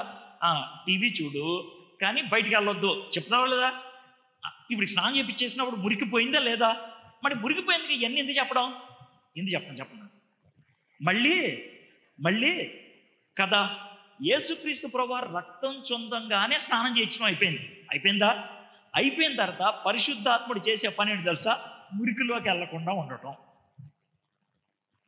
బురదలోకి వెళ్లకుండా ఉండటం, మళ్ళీ మురికి అంటించుకోకుండా ఉండటం. ఇది ఎప్పుడు జరుగుద్ది? అమ్మ బయటికి వెళ్ళొద్దు అన్నది వీడు వెళ్ళకుండా ఉంటే అవుద్ది. అమ్మ బురదలోకి వెళ్ళొద్దు అన్నది వెళ్ళకుండా ఉంటే అవుద్ది. అమ్మ ఇక్కడే కూర్చోమంది, కూర్చుంటే అవుతుంది. దాన్ని అమ్మకి మనం ఏం చెప్పడం అంటాం? విధేయత. ఇక్కడ ఉన్నది ఏంటి చూడండి, ఆత్మ వలన పరిశుద్ధత పొందిన వారే విధేయులగుటకు. ఎంత స్పష్టంగా ఉంది చూసారా? తండ్రి మనం పరిశుద్ధులంగా ఉండాలని చూశాడు. కుమారుడు మనల్ని పరిశుద్ధులు చేయడానికి రక్తాన్ని కార్చాడు. పరిశుద్ధాత్ముడు మనం పరిశుద్ధులుగా కొనసాగటానికి తన వాక్యం ద్వారా మనల్ని బలపరుస్తున్నాడు. 3 అర్థమైనాయి కదండి? స్పష్టంగా 3 స్థాయిలు చక్కగా సో పేతురు భక్తుడు చెప్పేది ఏంటంటే, ఎందుకు టెన్షన్ పడతారు? తండ్రి ఏర్పరిచాడు మిమ్మల్ని, కుమారుడు మీకోసం రక్తం చిందించాడు. 3, కుమారుడు మీకోసం చనిపోయి తిరిగి లేచాడు. 4, పరిశుద్ధాత్ముడు మిమ్మల్ని పరిశుద్ధపరుస్తూ ఉన్నాడు రోజు. స్పష్టంగా అర్థమైంది కదా. కాబట్టి టెన్షన్ పడాల్సింది ఏమీ లేదు, భయపడాల్సింది ఏమీ లేదు. కరోనా ఉన్నది కాదని అనట్లేదు, వస్తే రావచ్చు కాదని ఏమంటలేదు, చచ్చిపోతే చచ్చిపోవచ్చు కాదని ఏమంటలేదు, యుద్ధం వాటిల్లవచ్చు, రేట్లు పెరగొచ్చు, నష్టాలు రావచ్చు, కరువు రావడానికి అవకాశం ఉందా? రావచ్చు. మరి ఎట్లాగండి అని అంటే, ఇది కరువుకి మించింది దేవుని ఏర్పాటు, చావుకి మించింది యేసయ్య మన కోసం చనిపోవటం, చావుపై విజయాన్ని ఇవ్వగలిగేది యేసయ్య పునరుద్ధానం. ఈ లోకములో ధైర్యంగా ఉండటానికి పరిశుద్ధాత్ముడు మనల్ని పరిశుద్ధతలోకి రోజు నడిపిస్తాడు. చాలా స్పష్టంగా అర్థమైంది కదా. ఈ 4 విషయాలు చెప్పిన తర్వాత నెక్స్ట్ ఇంకేం చెప్తున్నాడో చూద్దాం. 5వ విషయం, 6-7 వచనాలు. ఇందువలన మీరు మిక్కిలి ఆనందించుచున్నారు, కానీ అవసరమును బట్టి నానా విధములైన శోధనల చేత ప్రస్తుతమున కొంచెము కాలం మీకు దుఃఖము కలుగుచున్నది. ఇదే మీకు చాలా ప్రాముఖ్యమైనది. దీని మీద కొంచెం ఎక్కువసేపు మాట్లాడతాను. ఈ 6-7 వచనాలు జాగ్రత్తగా వినాలి. మీకుండేటువంటి చాలా ప్రశ్నలు ఇక్కడే ఉంటాయి. ఇప్పుడు దాకా నేను చెప్పిన చిన్న విషయాలు, ఇది చాలా ప్రాముఖ్యమైనది. ఎందువలన మీరు తండ్రి చేత ఏర్పరచబడ్డారు, మీరు కుమారుడి చేత రక్తంతో ప్రోక్షించబడ్డారు, పునరుద్ధానపు శక్తిని మీ జీవితంలో అనుభవిస్తున్నారు, పరిశుద్ధాత్ముడు మీలో ఉండి అనుదినం మిమ్మల్ని నడిపిస్తున్నారు. ఈ 4 జరిగాయి కాబట్టి ఇంటర్మీడియట్ ఎవరు చదువుతారు? చదవండి. 10th క్లాసు పాస్ అయిన వాళ్ళే. మీరు 10th క్లాసు పాస్ అయ్యారు కాబట్టి, ఇంటర్మీడియట్ కాలేజీలో సీట్ వచ్చింది కాబట్టి ఈ ఇంటర్మీడియట్ పుస్తకాలు చదవాలి అని ఎలా చెప్తున్నారు? తండ్రి ఏర్పరిచాడు కాబట్టి, క్రీస్తు రక్తంతో ప్రోక్షించబడ్డారు కాబట్టి, క్రీస్తు పునరుద్ధాన శక్తిని అనుభవిస్తున్నారు కాబట్టి, పరిశుద్ధాత్ముడు మీలో ఉన్నాడు కాబట్టి వీళ్ళకే ఇది జరుగుద్ది. ఇంటర్మీడియట్ పరీక్షలు అంటే టెన్షన్ ఉండేది ఇంటర్మీడియట్ వాళ్ళకే. అర్థమైందంటే, శ్రమలు, శోధనలు, కష్టాలు అనే టెన్షన్ ఉండేది ఈ 4 ఉన్న వాళ్ళకే. అదేంటి సార్, రక్షింపబడితే నాకు ఏం ఉండవు అనుకున్నాను. 10th క్లాస్ పాస్ అయితే ఇంటర్మీడియట్ ఉంటుంది. ఇంటర్మీడియట్ పాస్ అయితే MBBS ఇంజనీరింగో డిగ్రీయో ఉంటుంది. అవునా కదా? ఉంటుంది. మరి నాకు ఇంటర్మీడియట్ చదవాలనిపించట్లేదు అనుకో, 10th పాస్ అవుద్ది అంతే. అదొకటే మార్గం. నువ్వు 10th పాస్ అవ్వలేదనుకో, ఇంటర్మీడియట్ బెడదే ఉండదు. సార్ నాకు శోధనలు వస్తాయి అంటే 10th క్లాస్ పాస్ అయ్యావన్నమాట. నువ్వు రక్షింపబడ్డావు అనమాట, అందుకే శోధనలు వస్తున్నాయి. నువ్వు దేవుని బిడ్డవు అనమాట, అందుకే శోధనలు వస్తున్నాయి. సార్ ఈ శోధన రాకూడదంటే ఏం చేయాలి సార్? ఏం చేసేది ఏం లేదు, రక్షణ లేదనుకోని బతికి అయిపోయింది. ఏం ఆగలేదు, ఇక వేరే మార్గం వేరే మార్గం లేదు. ఎంత స్పష్టంగా చెప్పారు సార్. ఇందువలన మీరు మిక్కిలి ఆనందించుచున్నారు. అసలు ఏ పదంతో మొదలు పెట్టాడు చూడండి. ఈయన మాట్లాడేదేమో శ్రమల గురించి, ఈయన మాట్లాడేదేమో బాధల గురించి, ఈయన మాట్లాడేదేమో భయం గురించి, కానీ ఉపయోగించిన పదం ఏంటి తెలుసా? ఆనందించున్నారు. ఇందువలన మీరు మిక్కిలి ఆనందించున్నారు, కానీ అవసరమును బట్టి నానా విధములైన శోధనల చేత ప్రస్తుతము కొంచెము కాలము మీకు దుఃఖము కలుగుచున్నది. నానా విధములైన శోధనల చేత ప్రస్తుతము కొంచెము కాలం. ప్రస్తుతము అనే మాట ఎందుకు ఉపయోగించారు తెలుసా? ప్రస్తుతం తర్వాత వచ్చేది అయిపోయిన కాలం. పరలోకంలో శోధనలు ఉంటాయా? ఉండవు. చచ్చిపోయిన తర్వాత శోధనలు ఉంటాయా? ఉండవు. బతుకున్నంత కాలం ఉంటుంది, అందుకే ప్రస్తుతం అన్నాడు. మరి కొంచెం కాలము అని ఎందుకున్నారు? మనందరం బతికితే ఎంతకాలం బతుకుతాం?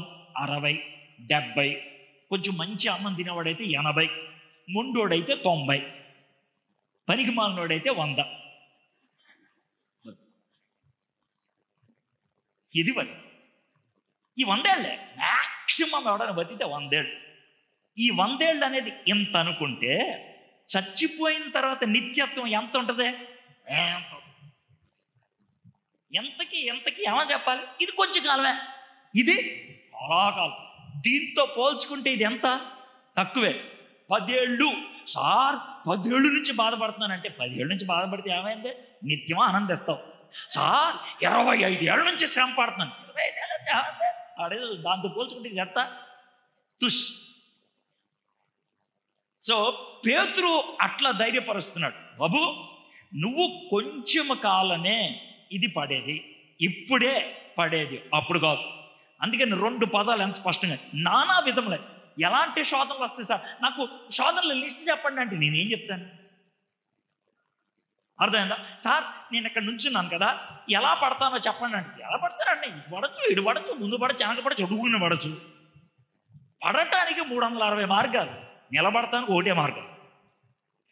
నిలబడటానికి ఒకటే మార్గం, పడటానికి 360 మార్గాలు. అర్థమైందా? శోధనకి కోకొల్లులు, శోధన జయించడానికి ఒకటే మార్గం. రైట్ ఆన్సర్ ఒకటే, 5కు 2 కలిపితే ఎంత? 7. రాంగ్ ఆన్సర్లు కొన్ని చెప్పండి అంటే 1, 2, 3, 4, 5, 6, 8, 9, 10, 11, 12 అన్ని రాంగ్ ఆన్సర్లే, అన్నీ రాంగే. 5కు 2 కలిపితే 7 ఒక్కటే రైట్ ఆన్సర్, మిగిలిన అన్ని రాంగ్ ఆన్సర్. కాబట్టి నానా విధాలైన శోధనలు ఉంటాయి. నాకు వచ్చినట్లు నీకు ఉండదు, నీకు వచ్చినట్లు నాకు ఉండదు. ఓహో మోసెస్ గారిని ఇలా పడేశాడా, నన్ను ఇలాగే పడేస్తాను, ఇటు చూస్తే ఇటు చూసి వస్తాడు. రకరకాల పద్ధతి, మీకు అర్థం కదా. కాబట్టి అన్ని కోణాల్లో మనం అప్రమత్తంగా ఉండాల్సింది. ఆ విషయం గుర్తుపెట్టుకోండి. నానా విధములైన శోధనల చేత ప్రస్తుతము కొంచెము కాలము మీకు దుఃఖము కలుగుతున్నది. ఇప్పుడు దుఃఖం కలుగుతుంది, కానీ మీకు మిక్కిలి ఆనందం ఉంటుంది. అందుకని మొదలుపెట్టాడు. మిక్కిలి ఆనందం అప్పుడు ఉంటుంది, ఇప్పుడు కొంచెం దుఃఖం. దీన్ని దేంతో పోల్చాడంటే నశించిపోవు సువర్ణం. సువర్ణం అంటే ఏంటి? బంగారం. బంగారం ఏమవుద్దంట చెప్పండి? బంగారం ఏమవుద్దంట? నశించిపోద్ది అని అంటే ఇప్పుడు గోల్డ్ బంగారం సంపాదించుకుంటారు కదా, చచ్చిపోతే బంగారం వాళ్ళతో పాటు వస్తుందా? రాదు. ఈ బంగారం ఇక్కడే ఉండిపోద్ది, అవునా కదా. బంగారం వేసుకోవటం పాపమని నేనేం చెప్పట్లా, బంగారం కలిగి ఉండటం పాపమని నేను చెప్పట్లా. బంగారమే నాకు సమస్తం అని ఆలోచించడం తప్పు, అది తప్పు. బంగారం లేకపోతే నా బతికి ఎలాగా అనుకోవటం తప్పు. బంగారం కలిగి ఉండటం పాపమని నేనేమంటున్నాను. అయితే ఇక్కడ ఏమన్నాడంటే నశించిపోవు సువర్ణం. సువర్ణము ఈ లోకంలో చాలా విలువైంది, అది కూడా ఏమవుద్దంట? నాశనం అయిపోద్ది. నశించిపోవు సువర్ణము అగ్ని పరీక్ష వలన శుద్ధిపరచబడుచున్నది కదా. బంగారం మన దగ్గరకు వచ్చేప్పటికి ఎంత విలువైందో తెలుసా? ఈరోజు కాసు ఎంత? ఏ తెలుస్తుంది? భారీ రేటు ఎంత ఉంది? 34,000, 36,000, 38 ఇది చెప్తుంది బాబు రేటు. 38,000 అండి. 38,000 ఈరోజు కాసు రేటు. 38,000 ఒక్క కాసు. 38,000 ఉండేటువంటి కాసు బంగారం ఎందుకంత విలువ వచ్చిందో తెలుసా? దాన్ని శుద్ధీకరించడానికి ఉపయోగించేటువంటి ప్రక్రియ, పద్ధతి. ఎలాగంటే నేను బెంగళూరులో ఉంటాను కదా, బెంగళూరుకి ఒక 70-80 కిలోమీటర్ల దూరంలో బంగారపేట అని ఊరు ఉంటుంది. ఏం పేట? ఆ ఊరి పేరే బంగారపేట.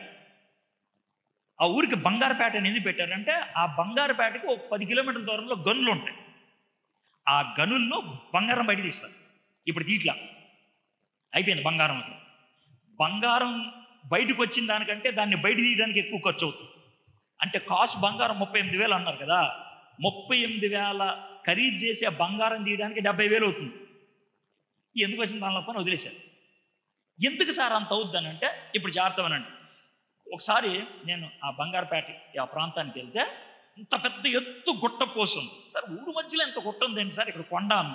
ఇది కొండగా సార్, తొవ్వితో వచ్చిన మట్టి అన్నారు. తొవ్వితో వచ్చిన మట్టి కొండలాగా ఉంది. ఎందుకు సార్ ఇంత తొవ్వారంటే ఇంత తొవ్విదగానే బంగారం రాశారండి. అప్పుడు అడిగా, సార్ బంగారం ఎక్కడ ముద్దలుగా ఉంటుందా అంటే ఏం లేదు సార్, ఇంత చిన్న ఎక్కడ ఉంటాయి సార్.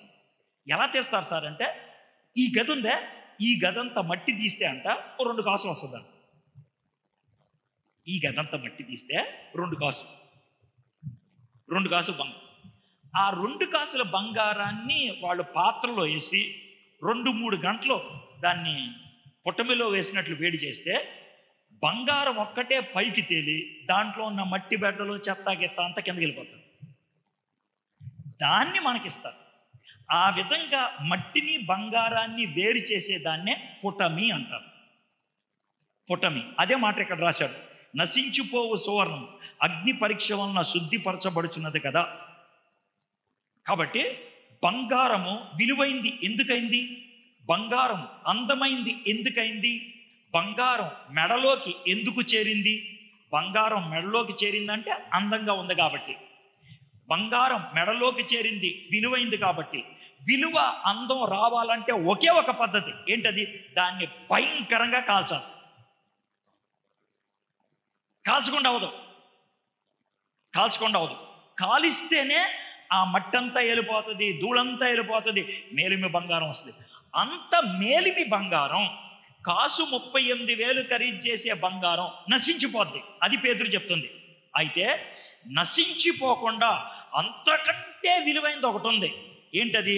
మన జీవితం, మన ప్రాణం. నశించిపోయే బంగారాన్నే మంటలో వేస్తున్నారు కదా. నశించిపోకుండా ఉండే మీ నిత్య జీవాన్ని కూడా మరి మంటలో వేయాలి కదా. అయితే ఏ మంటలో వేస్తాడంట? శోధన, శ్రమ, శోధన. అవి మన జీవితానికి మంటలు. ఏమన్నాడంటే, దానికంటే అమూల్యమైన మీ విశ్వాసం ఈ శోధనల చేత పరీక్షకు నిలిచినదై యేసుక్రీస్తు ప్రత్యక్షమైనప్పుడు మీకు మెప్పును, మహిమయు, ఘనతయు కలుగుటకు కారణమగును. బాగుంది కదండి. ఇప్పుడు ఒక మాట, ఈ శోధనలు, ఈ శ్రమలు ఎలాంటి అంటే, ఇప్పుడు మన సార్ ఉన్నాడే హానోక్ సార్ని ఇప్పుడు పిలిచి మొట్టమొదటిసారిగా మైక్ ఆయన చేతికి ఇచ్చి పాట పాడండి అని అన్నాం అనుకోండి. ఈయన బాగా ఎక్స్పీరియన్స్డ్ కదా, చాలా కాలంగా పాటలు పాడుతున్నాడు, పేరు ప్రఖ్యాతులు ఉన్నాడు కాబట్టి ఆయన చేసే పని అంటే మీకు చెప్తా. ఏమంటాడంటే అని సి కార్డు కొట్టు అని అంటాడు. ఇవన్నీ మైకులో చెప్తాడు ఆయన. ఎందుకు చెప్తాడు కూడా నేను చెప్తాను. ఈ విధంగా చెప్పడంతో ఆయన 2 పనులు అయిపోతాయి. ఒకటికి ఆయన ఇన్స్ట్రక్షన్ ఇస్తాడు, రెండోది మైక్ ఎలా పనిచేస్తుందో కూడా అర్థమైపోతుంది. పరీక్షించకుండా ఎవడు మైకు వాడ్డు, అవునా కదా. ఈయన సీనియర్ కాబట్టి ఈయన చేసే పని అది. కొంతమంది సీనియర్ ప్రైజ్ ద లార్డ్, మీ మందికి రావడం చాలా సంతోషం. ఆయన ప్రైజ్ ద లార్డ్కి ఏం విలువ లేదు, మైక్ టెస్టింగ్ అది.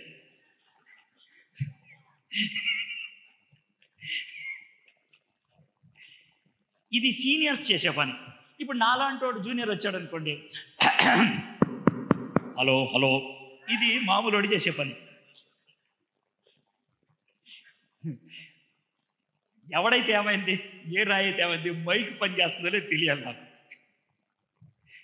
అది పరిస్థితి. అయితే మైక్ పని చేస్తుందో లేదో తెలియటానికి సీనియర్ అయితే కనుక అర్థమైందా, హలో శ్రీకాడు కొట్టు, ఇది సీనియర్. కొంచెం పిచ్చోడైతే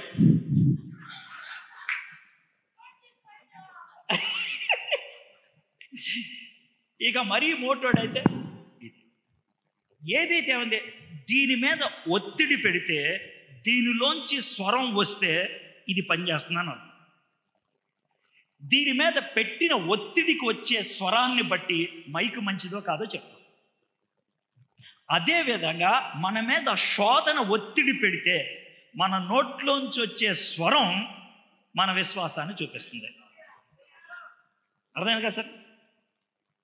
ఒకవేళ కనుక కీసు గొంతు వస్తుంది అనుకో, ఏదా సెట్ చేసరిగా అంట, మంచి వాయిస్ వస్తుంది, బాగుంది మైక్ అని అంటాం.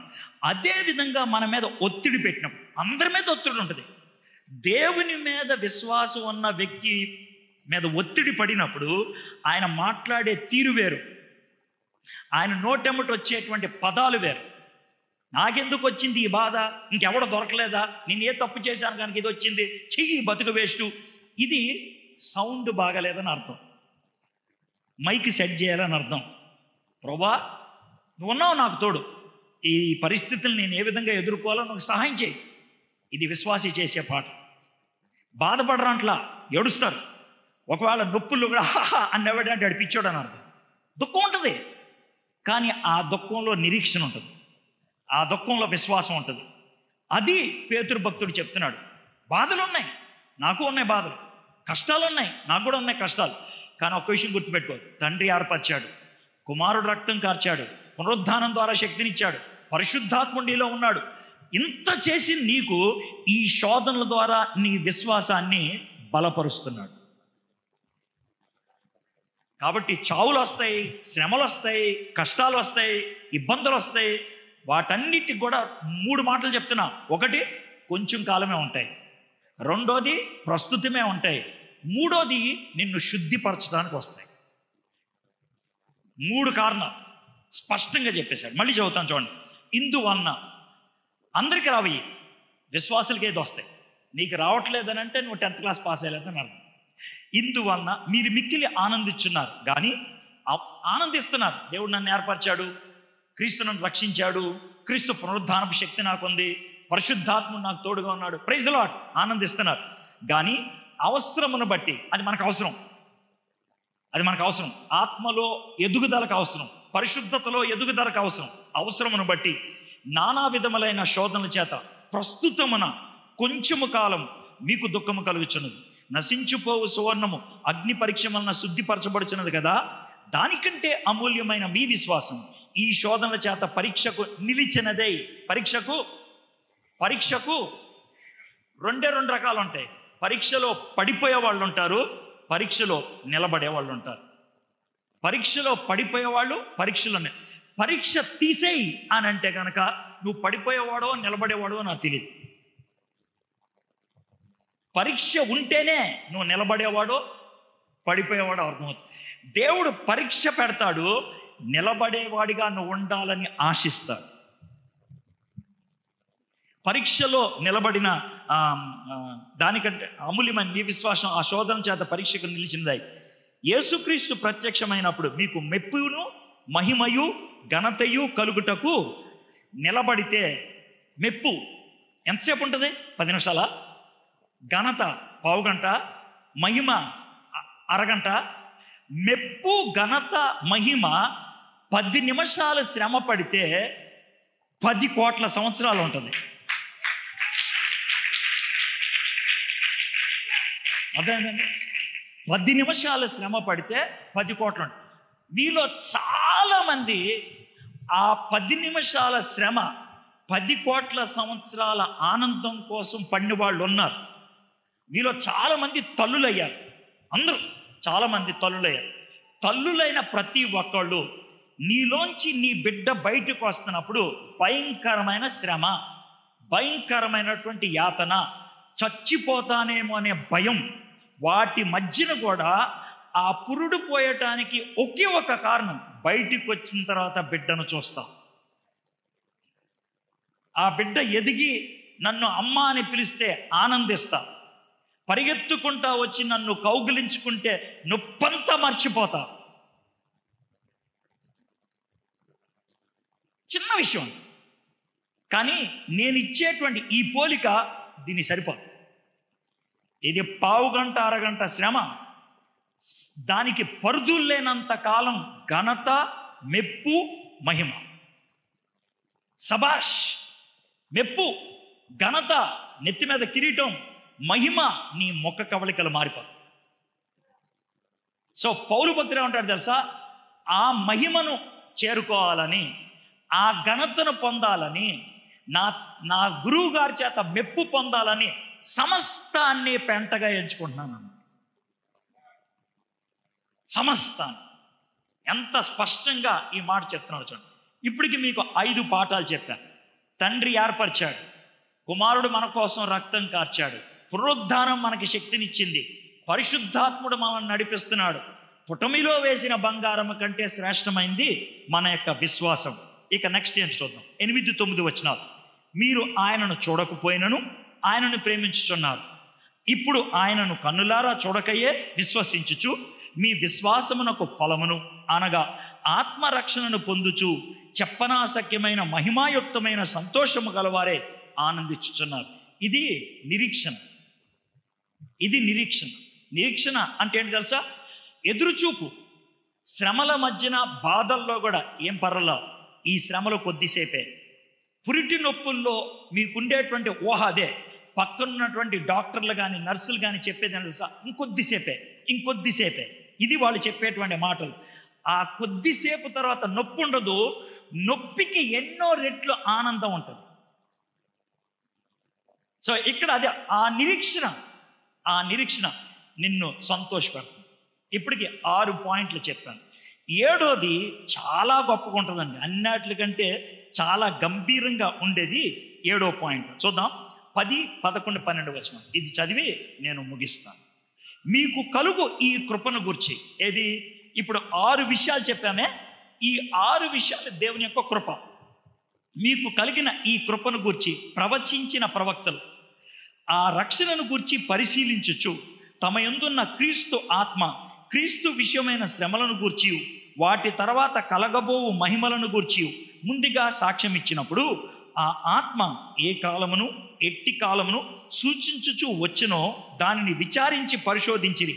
పరలోకము నుండి పంపబడిన పరిశుద్ధాత్మ వలన మీకు సువార్త ప్రకటించడం ద్వారా మీకిప్పుడు తెలపబడిన ఈ సంగతుల విషయమై తమ కొరకు కాదు కానీ మీ కొరకు తాము పరిచర్య చేసిరనే సంగతి వారికి బయలుపరచబడింది. దేవదూతలు ఈ కార్యములను తొంగి చూడగోరుచున్నారు. ఇది కొంచెం కఠినంగా ఉంటుంది. మీకు ఒక ఉదాహరణ చెప్తే మీకు ఈజీగా అర్థమైపోతుంది. ఏంటనంటే, నేను పరీక్ష రాశా.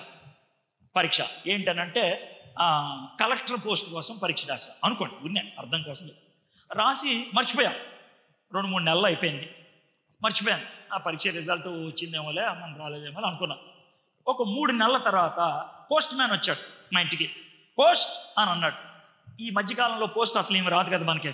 పోస్ట్ మ్యాన్ రాగానే మనం విచిత్రంగా చూస్తాం. అదే వచ్చాడు పోస్ట్ మ్యాన్. వచ్చి, సార్ మీకు రిజిస్టర్డ్ పోస్ట్ వచ్చింది అంటాను. వెంటనే నాకు ప్రశ్న వస్తుంది, రిజిస్టర్ పోస్ట్ మనకి ఎవడ పంపిస్తాడబ్బా అనేసి. అని అంటే ఆయన సంతకాలు పెట్టండి అంటే పెట్టేసేసి పోస్ట్ మ్యాన్ అక్కడే నుంచున్నాడు, రిజిస్టర్ పోస్ట్. నేను పర్రని కవర్ చింపి లోన్ నుంచి ఉత్తరం తీస్తాను. తీస్తే ఏమనుంటుందంటే, మీకు కలెక్టర్ ఉద్యోగం మేము ఇస్తున్నామని. అర్థమైందా? ఉంటుంది. ఇప్పుడు నాకు ఆనందం ఉంటుందా లేదా? అవునా కదా?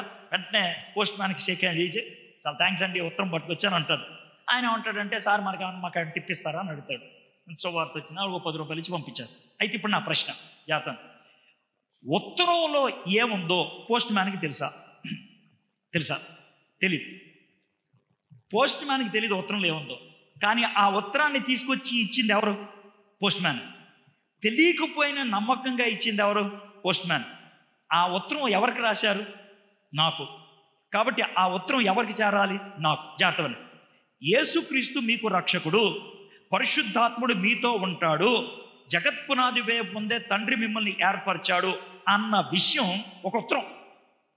ఈ ఉత్తరాన్ని యెషయా, ఈ ఉత్తరాన్ని దానియేలు, ఈ ఉత్తరాన్ని ఎజికేలు, ఈ ఉత్తరాన్ని ఆమోసు పోస్ట్ మ్యాన్లు తీసుకొచ్చి ఇచ్చారు. వాళ్ళు పోస్ట్ మ్యాన్లకు ఉత్తరంలో ఏముంటుందో తెలుసుదా? తెలీదు. కాబట్టి యెషయాకి యేసయ్య ఎవరో తెలుసా? ఆయనకి తెలీదు. దానియేలుకి తెలుసా? తెలీదు. గొప్ప ప్రవక్తలే, నేను కాదనట్లా. కానీ నీకు నాకు తెలిసినంత వాళ్ళు తెలీదు. నిజం. ఎందుకంటే వాళ్ళు యేసు ప్రభు కంటే ముందున్న వాళ్ళు. ఊహలు మాత్రం వాళ్ళకు ఉన్నాయి, మనకు ఊహల్లో చరిత్ర ఉంది మనకి. అయితే ఇక్కడ పేతురు భక్తులు ఏమన్నాడంటే, మీరు ఎంత గొప్పోళ్ళు తెలుసా? పాత నిబంధన ప్రవక్తల కంటే గొప్పోళ్ళు. వాళ్ళు ఉత్తరాలు రాశారు, ఉత్తరం రాసింది మీకు. వాళ్ళు ఉత్తరాలు తీసుకొచ్చే పోస్ట్ మ్యాన్లు, ఉత్తరం తీసుకునే ఓనరు నువ్వు. ఎంత స్పష్టంగా ఉంది. ఇంకో మాట కూడా రాశాడు, చివరి సెంటెన్స్ చూడండి. దేవదూతలు ఈ కార్యములు తొంగి చూడగోరుచున్నారు. ఎలాగ చెప్పమంటారా? దీన్ని ఎలా చెప్తాను చూడండి. ఒక వ్యక్తి మారు మనసు పొందితే దేవదూతలు ఏం చేస్తారంట? పండగ చేసుకుంటారు. ఇప్పుడు పండగ చేసుకోవటం అనేది ఎవరికి జరుగుద్ది? జరగకూడనిది జరిగితే, ఊహించంది జరిగితే, వాళ్ళకి ఆశ్చర్యాన్ని కలిగిస్తే చప్పట్లు కొడతారు. అవునా కదా? ఇప్పుడు చిన్న మాట చెప్తాను. హానోక్ గారి పాటలు రోజు వినేవాడు ఉన్నాడు అనుకోండి, ఆయన పాట పాడాడు అనుకోండి, ప్రతిసారి గొప్ప పాడాడు అందరు. రోజు అన్నాడుగా, లెక్కలో ఉండదు. అర్థమైందా? రోజు ఉండదు. అది మొదట్లో బాగా పాడాడు. 4-5 సార్లు విన్న తర్వాత పక్కనోడికి చూసా ఎలా పాడాడు, ఎలా పాడు చూసా, అంతేగాని పెద్ద ఆశ్చర్యం ఉండదు. అయితే దేవదూతలు మనం రక్షింపబడినప్పుడు ఎందుకు ఆశ్చర్యపడ్డారు? ఊరి వీడు కూడా రక్షింపడ్డా? అసలు నేను రక్షణ పడతాడు అనుకోలేదు నేను. అర్థమైందా?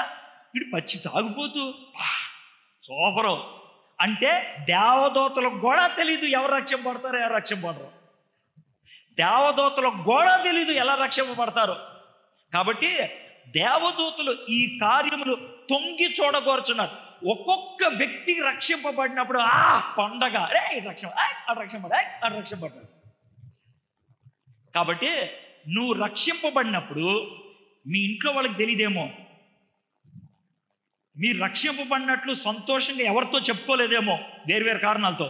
కానీ మీకు విషయం తెలుసా, మీరు రక్షింపబడినప్పుడు పరలోకంలో పెద్ద పార్టీ. 7 కారణాలు ఇచ్చాడు. నువ్వు మామూలోడు కాదా, జగత్తు పునాది వేయబడకముందే తండ్రి ఏర్పరిచాడు. నువ్వు మామూలోడు కాదు, కుమారుడు నీ కోసం రక్తం చిందించాడు. నువ్వు మామూలుదానే కాదు, పునరుద్ధాన శక్తి నీకు ఉంది.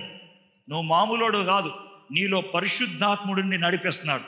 నువ్వు మామూలోడు కాదు, పుట్టమిలో వేసిన బంగారము ఏ విధంగా మేలిమి బంగారం అవ్వటానికి కష్టాలు గుండా వెళ్తావు, నువ్వు కూడా వస్తున్నాయి కష్టాలు. ఎందుకు? నువ్వు మేలిమి మహిమ దేవుని చేత మెప్పు పొందడానికి రెడీ అవుతున్నావు. నువ్వు మామూలోడు కాదు, పరలోకము నిత్య రాజ్యము నీ కోసం సిద్ధపడింది. 7వది, అంతిమంగా నువ్వు మామూలు కాదు. ప్రవక్తలు పోస్ట్ మ్యాన్లు అయితే ఉత్తరం వచ్చింది నీకు. దేవదూతలు చూసేవాళ్ళైతే నీకు ఉత్తరం ఓపెన్ చేసినప్పుడు చప్పట్లు కొట్టేవాళ్ళు. ఇంత గొప్పదానివి, ఇంత గొప్పోడివి, కరోనాకి ఎందుకు భయపడతావు? యుద్ధానికి ఎందుకు భయపడతావు? కరువుకి ఎందుకు భయపడతావు? నువ్వు భయపడాల్సింది ఒకే ఒకదానికి, ఏంటి తెలుసా? శోధనలో పడిపోతానేమో, దేవుని మెప్పును కోల్పోతానేమో, నేను జాగ్రత్తగా ఉండకపోతే ఏమవుతుంది, ఆ భయం ఉండాలి. అంతేగాని ఇదేది నిన్ను భయపడకూడదు. అలాంటి నిశ్చయత, అలాంటి నిరీక్షణ మీకున్నదా? ఒకవేళ లేదంటే ఈ వచనాల నుంచి మనం తెలుసుకుందాం. సరేనా? చిన్న ప్రార్థన చేసుకుందాం. తలంచండి, కళ్ళు మూసుకోండి. నేను చిన్నగా